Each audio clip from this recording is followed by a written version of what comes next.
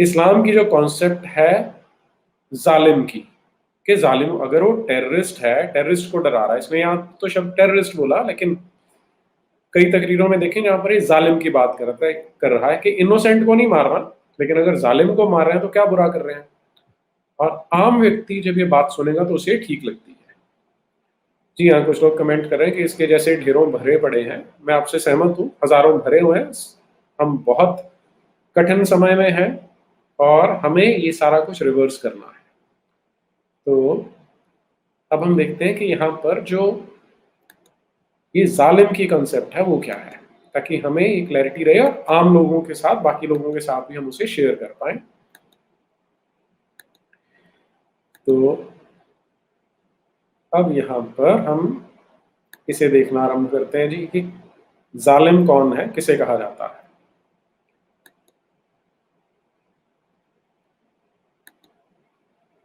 دیکھیے جی، سورہ نمبر 2 آیت نمبر 193، اور ان سے لڑے جاؤ یہاں تک کہ فساد باقی نہ رہے اور صرف اللہ ہی کا دین رہ جائے. یہ جو ہم نے ایک وہ مولانا صاحب سے ڈیبیٹ کی تھی، اس میں بھی ہم نے یہی بات کی تھی کہ تب تک لڑنا ہے کافروں سے جب تک کہ صرف اللہ کا دین نہیں رہ جاتا.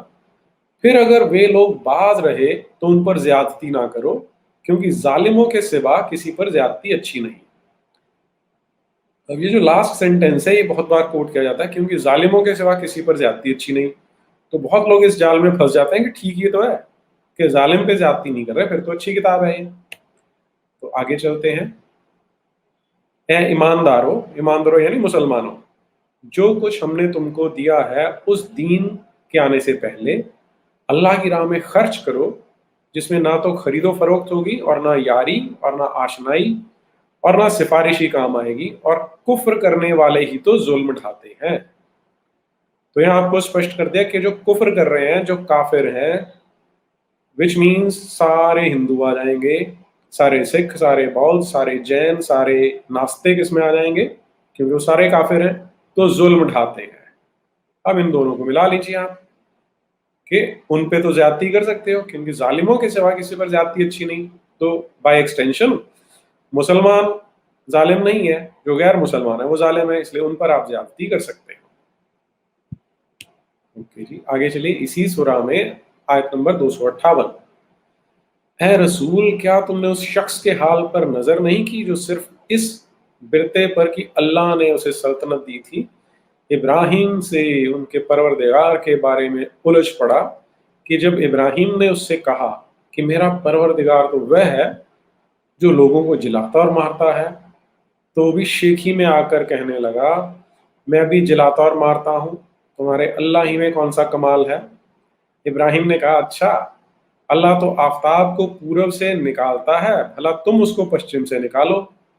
اس پر وہ کافر ہکا بکا ہو کر رہ گیا مگر ایمان نہ لایا، اور اللہ ظالموں کو منزل مقصود تک نہیں پہنچایا کرتا. اب ذرا آپ یہ آیت پوری سمجھ کے دیکھیں. ایک تو لاسٹ لائن ہمارے لیے آج امپورٹنٹ ہے کہ وہ ظالم کیوں ہے، کیونکہ وہ اللہ کی آیتیں نہیں مان رہا. اور یہ جو اللہ ہے یہ قرآن کے اندر اللہ نام کے گاڈ کا چیلنج ہے. اور چیلنج کیا ہے کہ جو اللہ وہ تو سورج کو پورب سے نکال کے لاتا ہے، تم اسے پشچم سے لا کے دکھاؤ تب ہم مان جائیں گے. اب یہ کس طرح کا گاڈ ہے؟ جو عام لوگ بولتے ہیں کہ میں گاڈ ہوں یا میں اللہ ہوں، تو ان کو چیلنج کرنے بیٹھ جاتا ہے. یہاں سے جو بھی کتاب لکھنے والا ہے اس کی مینٹالٹی آپ کو پتہ لگ جاتی ہے. اگلی سورہ تیسری میں چلیے جی، آیت نمبر 86، بھلا اللہ ایسے لوگوں کو کیوں کر ہدایت کرے گا جو ایمان لانے کے بعد پھر کافر ہو گئے، حالانکہ وہ اقرار کر چکے تھے کہ پیغمبر برحق ہے اور ان کے پاس واضح اور روشن معجزے بھی آ چکے تھے، اور اللہ ایسی ہٹ دھرمی کرنے والے لوگوں کو ہدایت نہیں کرتا. اب یہاں ظلم شبد نہیں دیا، یہاں پہ ہٹ دھرمی آ گیا. اور اس کو ہمارے سامنے پڑھو، پھر اس کے بعد بھی جو کوئی اللہ پر جھوٹ طوفان جوڑے تو سمجھ لو کہ یہی لوگ ظالم یعنی ہٹ دھرمی ہیں. یہ میں نے اس لیے آپ کو دیا ہے کہ آپ ان دونوں کا بھی کمپیریزن کر لیں کہ جہاں ہٹ دھرمی ہے اس کا ارتھ بھی وہی ہے کہ وہ ظالم ہے. اور ظالم کیوں ہے؟ کیونکہ ایک آدمی نے آج سے 1400 سال پہلے کسی ریگستان میں یہ بولا کہ میں پیغمبر ہوں اور یہ اس کی کتاب ہے. اب جو اس سے پوچھے گا تو اگر وہ پوچھے گا تو پھر وہ ظالم ہو جائے گا، اور ظالم ہو جائے گا تو اس پہ آپ زیادتی کر سکتے، اسے مار سکتے. آگے دیکھیے، تم گھبراؤ نہیں، ہم ان قریب تمہارا روب کافروں کے دلوں میں جما دیں گے. روب یعنی دہشت، یعنی ٹیرر.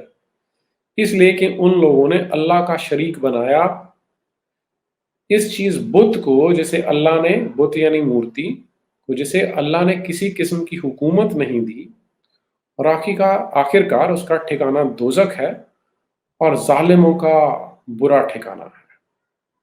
تو اگر آپ مورتی پوجا کرتے ہیں، اللہ کے ساتھ شریک کر رہے ہیں، تو آپ مشرک ہیں. مشرک ہیں تو آپ ظالم ہیں.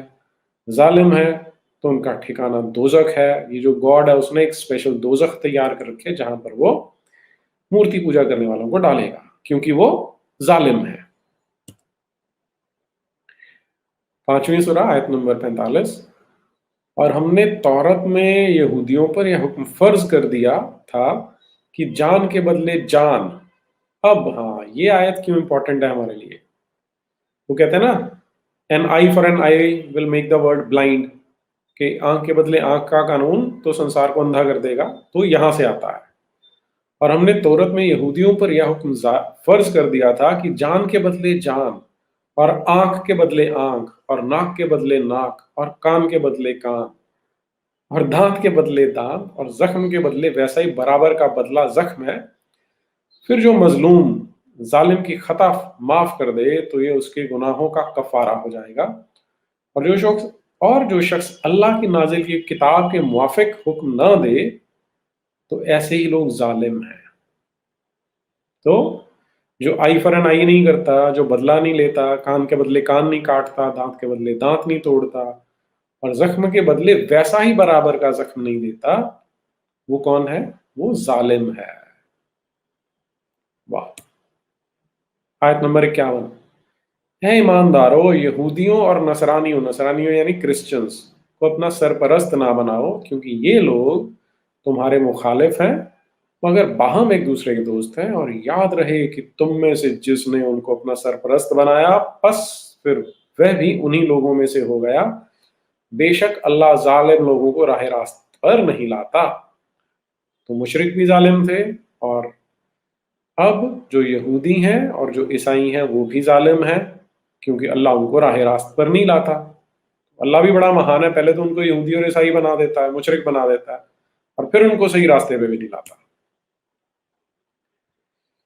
سورہ نمبر 6 آیت نمبر 21. اور جو شخص اللہ پر جھوٹ بہتان باندھے، اللہ پر نہیں ہے، یہ وہ جو آدمی تھا یہ محمد بن عبداللہ نام کا، وہ کہہ رہا تھا کہ اللہ ہے اور اس نے مجھے آیتیں بھیجی ہیں. تو الٹیمیٹلی اللہ کی رسید پھاڑ رہے ہیں لیکن بات تو اپنی کر رہے ہیں. اور جو شخص اللہ پر جھوٹ بہتان باندھے یا اس کی آیتوں کو جھٹلائے، اس سے بڑھ کے ظالم کون ہوگا، اور ظالموں کو ہرگز نجات نہ ہوگی. تو اس سے بڑھ کے ظالم کون ہوگا؟ تو آپ سمجھ جائیے کہ اگر آپ نے آیتوں کو نہیں مانا، اللہ کو، رسول کو، پیغمبر کو، قرآن کو نہیں مانا، تو آپ سب سے بڑے ظالم ہیں. آپ سے بڑھ کے ظالم کون ہے؟ تو اللہ ان کو ہرگز نجات نہ ہوگی. چلیے آگے چلیے. سورہ 6 آیت نمبر 33. ہم خوب جانتے ہیں کہ ان لوگوں کی بک بک تم کو صدمہ پہنچاتی ہے، تو تم کو سمجھنا چاہیے کہ یہ لوگ تم کو نہیں جھٹلاتے بلکہ یہ ظالم حقیقتاً اللہ کی آیتوں سے انکار کرتے ہیں. دیکھیے کتنی سویلائزڈ سبھے بھاشا ہے ہولی بک کی. ہم خوب جانتے ہیں کہ ان لوگوں کی بک بک تم کو صدمہ پہنچاتی ہے. واہ. چلیے جی، آیت نمبر 67 سورہ نمبر 6. اور جب تم ان لوگوں کو دیکھو جو ہماری آیتوں میں بےہودہ بحث کر رہے ہیں تو ان کے پاس سے ٹل جاؤ، یہاں تک کہ وہ لوگ اس کے سوا کسی اور بات میں بحث کرنے لگیں. اور اگر ہمارے حکم تمہیں شیطان بھلا دے تو یاد آنے کے بعد ظالم لوگوں کے ساتھ ہرگز نہ بیٹھنا. ظالم لوگ ہیں، کیوں ظالم لوگ ہیں؟ تمہاری آیتوں پہ بحث کر رہے ہیں. تو آیتوں پہ بحث تو ہو نہیں سکتی کیونکہ تو سیدھا ماننا ہے، اندھ وشواس ہے کہ اللہ نے بھیجی ہے. اور اگر وہ بحث کریں تو وہاں سے ٹل جاؤ. نکل لو وہاں سے، کیونکہ جواب تو ہوگا نہیں تمہارے پاس۔ لیکن بائی چانس وہاں رک گئے تو اس کا مطلب ہے کیا؟ مطلب ہے کہ اللہ نے تمہیں حکم دیا تھا وہاں سے چلے جاؤ، یہ شیطان نے تمہیں بتلا دیا، تو یاد آنے کے بعد پھر بھاگ جاؤ وہاں سے فٹافٹ، تو بہانہ بھی تمہارے پاس، ارے بھائی شیطان نے ہمیں الو بنا دیا تھا اس لیے ہم یہاں سے بھاگ رہے ہیں، ہے نا کمال؟ اور یہ وہ لوگ ہیں جو کہتے ہیں کہ ہمارا ریلیجن سب سے سپیریئر ہے، اور ہم لوگوں نے کبھی اسے کنٹیسٹ نہیں کیا، ہم نے اسے فیس ویلیو پہ سچ مان لیا۔ یہاں سے آپ کو اسپشٹ ہو جانا چاہیے کہ جب وہ ظالم کی بات کر رہے ہیں تو ظالم کون ہے، اس سے وہ کوئی کرویلٹی کی بات نہیں ہو رہی، اس سے کوئی انیتھیکل بات نہیں ہو رہی، وہ صرف شبدوں کا ہیر پھیر ہے کہ نان مسلم جو ہیں انہیں مار سکتے ہو کیونکہ وہ گاڈ اللہ نام کا اس نے ان کو ظالم بول دیا ہے۔